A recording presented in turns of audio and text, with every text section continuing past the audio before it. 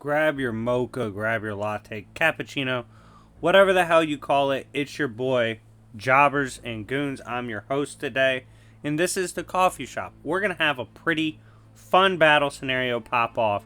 This is essentially what if Raditz appeared in Gotham, right? You know, the Saiyan subjugator of worlds, and declares Gotham his bitch. Can Batman do something about that? We're going to find out today. If you are a fan of battles like these, my channel or my main channel, Jobbers and Goons, make sure to like and subscribe to show support for the channel and turn on the notification bell. To get a full understanding of how this battle would transpire, I gotta go over both characters, lay out the landscape, and then discuss what would happen.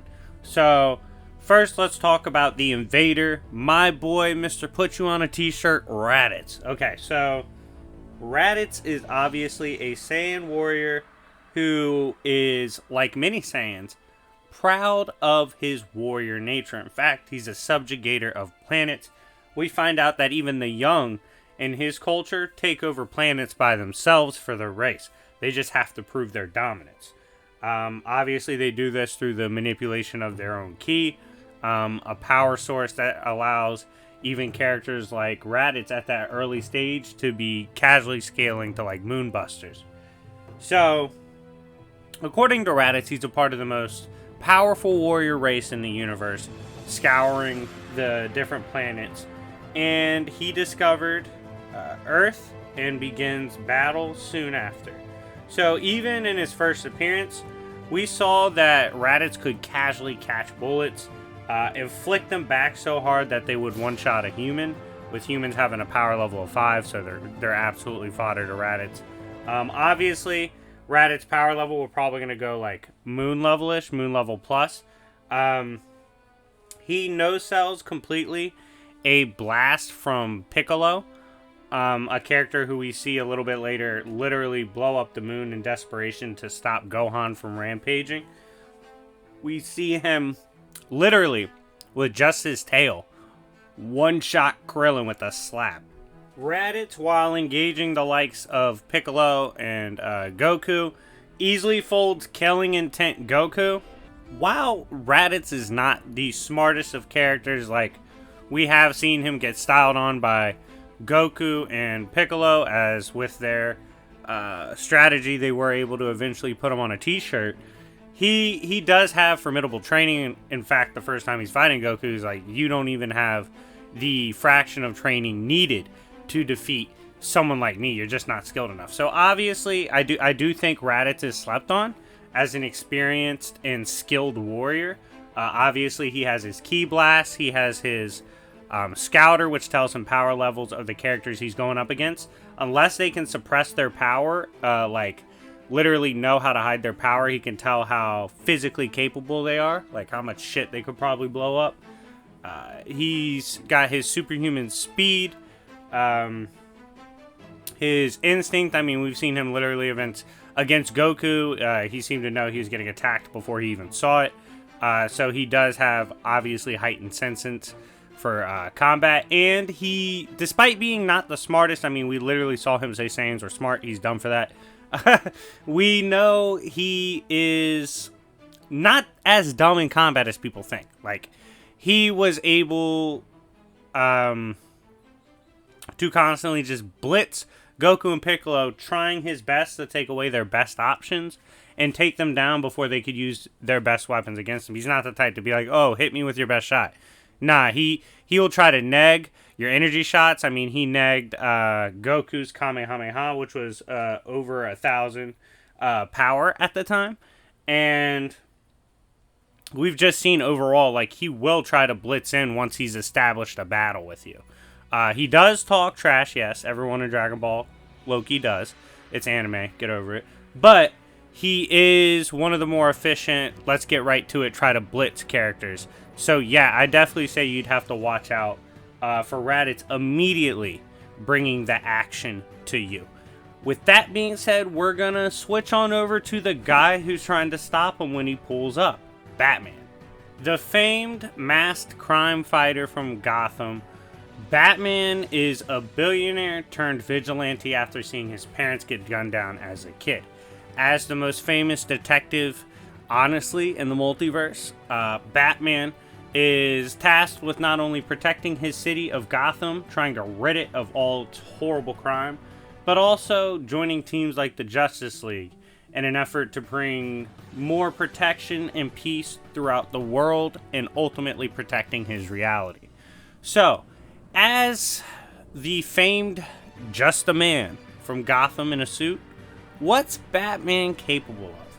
Well, let's look at some of his gears. Obviously, Batman will be using and incorporating a lot of gear to try to take down a character like Raditz, who is obviously super powerful. So, I'm not going to be using anything extreme like the Hellbat armor or anything. I'm basically observing Batman as Batman in the cave, grabbing some of his shit that he's got in the cave and pulling up immediately. So, let's talk about some of the stuff he brings to the table. In terms of equipment he can use to bring, a super-powered foe down and into custody, he has metahuman cuffs literally designed by Mr. Miracle himself to be unbreakable. These even held the likes of Cheetah, who can combat Wonder Woman. His hook, that he famously always has, can blast through parademons, and has also one-shot Killer Croc. Also notable, the electric hook took out Metallo in one shot. A big asset for him will be the explosive power he could potentially bring into this matchup. Some of the explosives Batman has designed are absolutely insane. He's managed to hurt Amped Superboy for a little bit with his explosives. He rocked the shit out of Damage, who's able to fight Superman. It's even stated that some of the explosives Batman carries when he chooses to use them, at their full potency, they hit harder and they are more damaging than even Superman's own laser vision, which is crazy. On top of taking out Doomsday clones with his explosives, they've also managed to absolutely wreck Yellow Lantern constructs. So his actual capability with explosives, especially if he has time to grab some from his lair, is actually super powerful, considering he can also knock back Superman. In terms of things he's used as like sharpened weapons, he has metal blades that are potent enough to cut Gorilla Grodd, who can brawl with Flash, and can cut Lobo himself, and even took out an Amazo clone. His KO toxins have worked on gods, and he actually does carry some fear gas that he can fold people with, which even Superman is susceptible to. And he does have lanterns or lasers that he has produced with prep. So basically he created lasers he can go and get and carry around that can match Lantern AP. And his tasers have even hurt Superman before. Not to mention something unique he could bring to the battle, his cold attacks and cold produced attacks are cold enough to even freeze the non-tangible.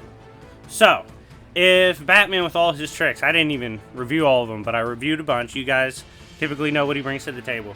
If he pulled up on Raditz, had time to grab something from the Batcave, then pull up, could he stop this Saiyan brute? So, if the two engage in fisticuffs immediately, which I do believe would happen, because that's honestly how Raditz seems to operate, because Batman's not going to back down to him. Like, if y'all think he's pulling up intimidated by Raditz, you're crazy.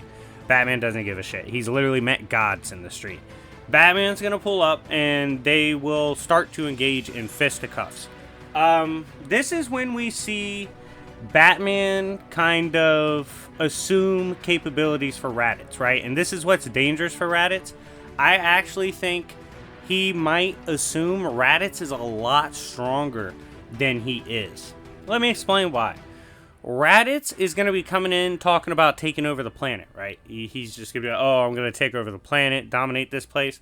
Batman very well may assume Raditz has like knowledge on the planet, which would include like a Lantern's there, a Flash is there, Wonder Woman, all this shit. Like crazy people are there. So he's like, oh, this dude thinks he could take those people out too. So I think Batman would actually bring out the big guns first.